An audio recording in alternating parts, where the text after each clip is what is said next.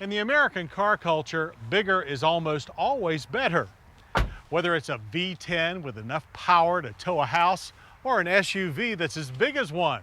But for a select group of car buffs, small is still beautiful. And they don't come much smaller than the cars Craig Singhas has found out on the high road. Nestled in the far suburbs of Atlanta, Georgia, is the world's largest collection of some of the world's smallest cars. You see, this is the Bruce Weiner Microcar Museum, and it's a fantastic testimony to the resilience of the automotive industry and the human spirit. These cars brought Europeans back onto their out of the elements and back into an automobile after the devastation of World War II. During the war, most of the resources were spent on war apparatus.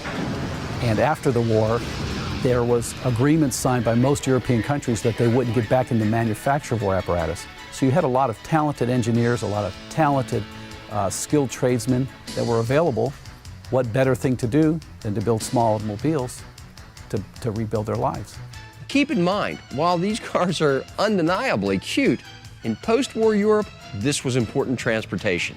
The microcars were all built to be put on the road as worthy automobiles. Most of them are three-wheel. That avoided paying a road tax in Europe. And a lot of them are under 50 cc's or 50 cc's. That avoided having to have a driver's license because a lot of Europeans rode bicycles. They didn't have driver's license. And the number of microcars built is surprising. The best-selling microcar was Germany's Goggomobil. Goggomobiles, they built 250,000 of them over a period of 10 years. They were traditional shaped. They sat 4 people, so you can sit an entire family.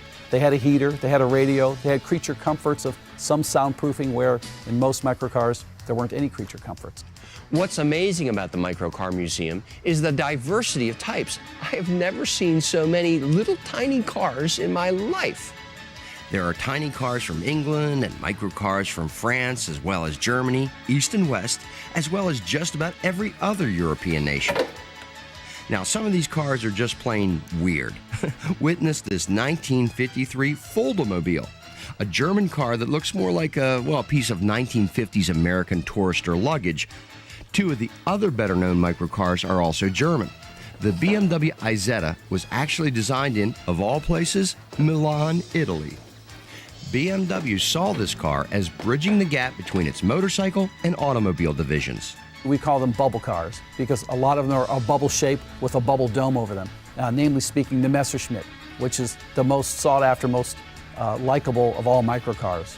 Designed by Fritz Fend, the Messerschmitt is a lightweight tandem 2-seater, built using aviation-style construction methods in the former Messerschmitt aircraft plants.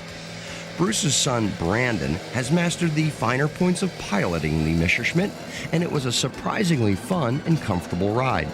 Feeling almost like an enclosed motorcycle, the Messerschmitt would be a viable automobile even by today's standards.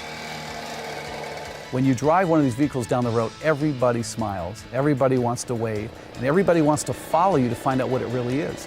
So it's one of those things where it's a lot of fun to drive, a lot of fun to be seen in, and you get a lot of reaction and a lot of people looking.